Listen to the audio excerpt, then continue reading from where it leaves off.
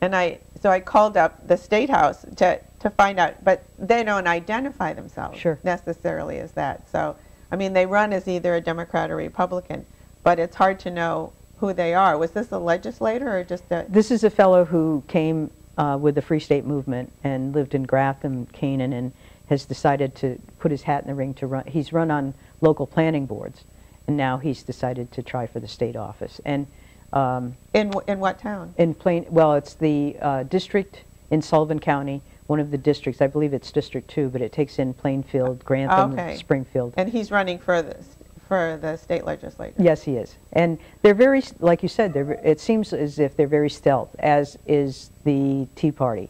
You know, they run on jobs, jobs, jobs. Right, in fact, at this meeting the other night, my opponent said, you know, we've got to concentrate on jobs, jobs, jobs because of 8% unemployment.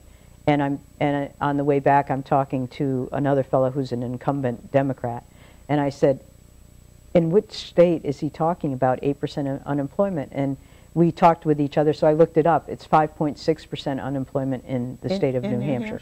So, yes, everybody, you know, even 5%, people need jobs. Right. But at the same time, it's not the crisis. It's not the main issue. Like, yes, it's not the main issue. Right. And so when they talk about passing legislation for jobs, it's going to be very difficult because you've got 5% unemployment. You know, but I think we can do things, give businesses incentives to hire, which they haven't been hiring. You know, but we have a lot of seasonal employment, a lot of part-time employment that, you know, even if parents worked 2 jobs, even 3 jobs sometimes, and they were at minimum wage, and they had 1 or 2 kids in the state of New Hampshire, they're still scraping to get through. Yeah. And that shouldn't be, because they're hardworking individuals. Absolutely, absolutely. And the other thing that's really upset me is the cut to higher education. Oh, yeah. That it's cut so much. I mean, that we have, I don't know, our average income in New Hampshire is like one of the highest. It's like, it's way up there. I know it's the top 10. The median is not that high, but you know that you can take statistics and fool around with them. But right, but it's relatively pretty good, right?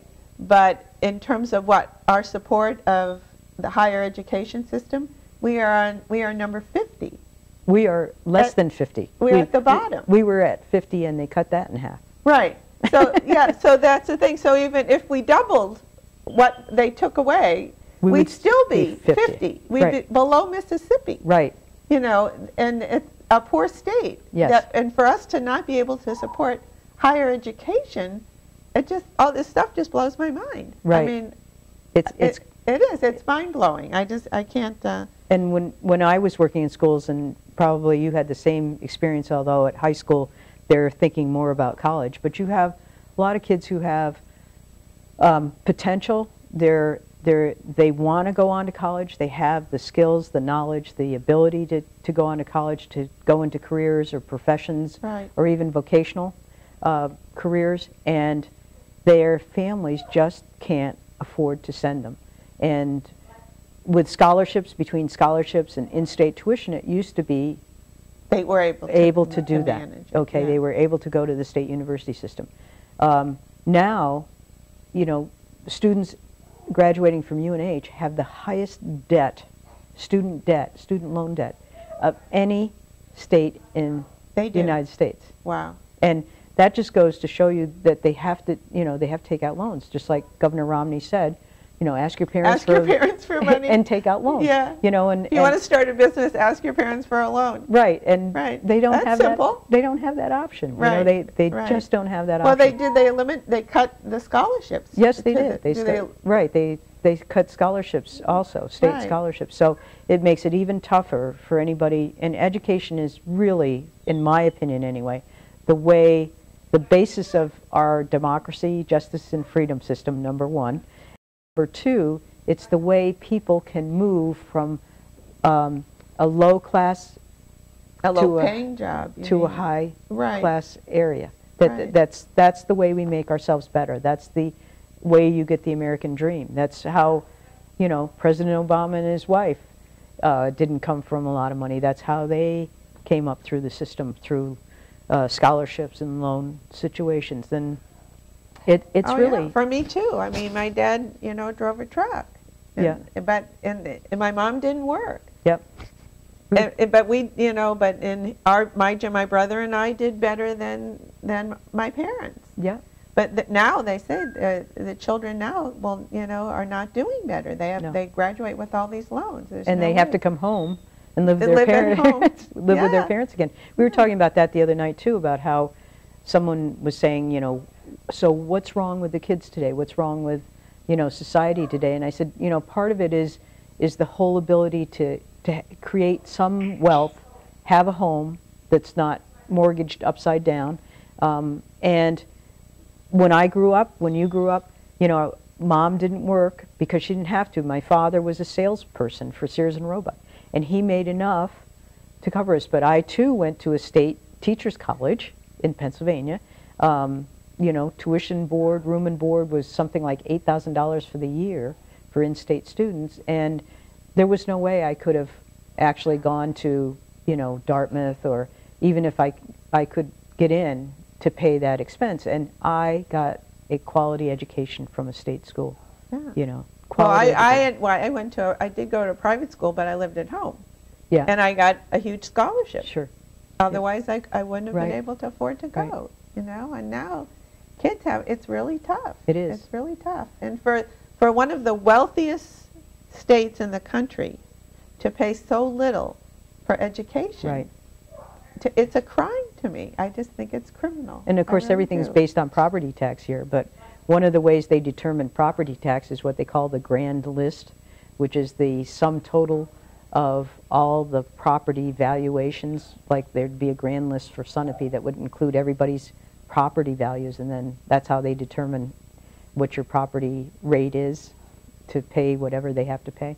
And New Hampshire has a tremendous grand list. If you think of the Seacoast area, you think of the Winnipesaukee area, the Lake Sunapee area, I mean, it's just incredible, the wealth, the property wealth as well as the income wealth here. Right. It's just extraordinary and I think the New Hampshire advantage isn't the greed and the fact, you know, that people can amass wealth and keep it all to themselves. I think of the New Hampshire advantage as people helping other people, maintaining respect for other people and individual rights, and fierce community and school pride, but at the same time helping people survive and helping people get better and be better. Well, when they talk about people, you know, pulling themselves up by their bootstraps, I mean, you still need help. I mean, it doesn't mean you're not willing to work hard, but with some assistance, then you can improve your life, and then once you get in that position, then you're there to help other people. Right, and it's not like people are asking for extraordinary luxury items. I mean, they're looking for the basics. Yeah, food, clothing, and shelter. Right. That's it. That's it. Right. And if you can't sustain that, it's very hard to do anything else. I mean, you just spend your whole life trying to get food. And you can't get ahead. You can't contribute. Right. You know, you can't help other people. Right. You know. It's so. Yeah. I mean, I feel so blessed. Like I had scholarship, and my life improved, and so now I do things. You know, like I volunteer, and I have the time and the ability to do it. But if I didn't get help, I wouldn't have been able to do that. Right. And so I want to give back, and I don't understand why all these, I mean, how much, you know, money can you accumulate anyway? Right. You know, how big a house can you have? Right, right. That it seems like you would want to try and help people who are suffering. And the people in Concord just don't seem to care. Right. And you know, I have to back up a little bit. I don't think, for example, when they talk about Governor Romney, it's not that he doesn't ever help anybody, because he ties to his church, and there are all kinds of small stories coming out now of how he's helped certain families. And basically, I think the attitude is that it's my money, and I'm going to help just who I want to help. Whereas for us, it's the people that need it, that we go out, and it doesn't matter if they're Asian or they're black or they're, you know, they have a job that they're digging ditches, or you know, they're a school teacher who has lost a job. You know, we take, it's just like public school. We take everybody, you know, for face value, that if you need food, doesn't matter who you are, you need food. Whereas they want to help the people that they want to help. Specifically. Specifically, whether they be the same religion or the same value system or whatever. So, yeah, it's very, very much that way, I think. Yeah, I mean, even at where I volunteer at the food shelter in New London, they, you know, you come in, the people say how many are in their family, but there's no check on their income, you know, and some people have a problem with that, but, you know, there might be a few people that are taking advantage of the system, but most of them that come in, you know, they prefer not to go to have to go to a food shelter. And the alternative is, I mean, because some people have talked to me, well, I know, you know, Jane so-and-so who milks the system, who comes in and takes food and they don't really need it, you know, or they're using drugs or whatever. And I say to them, I say to the person that brings that up, what's the alternative? Do you want to drive through Sunapee in the morning and see 3 or 4 people on the side begging? Do you want to see people breaking into your house because they can't get basic food, regardless of what their, you know, situation is? That if you don't help those people, what is your vision for the state? Right. What's the alternative? Right. What's the bottom line? Absolutely. And if 1 or 2 of them are milking the system and 20 people are getting food that they really need, let's go with the people that really need it. Right. You know? Or like with the, you know, the ID for voting. Mm-hmm.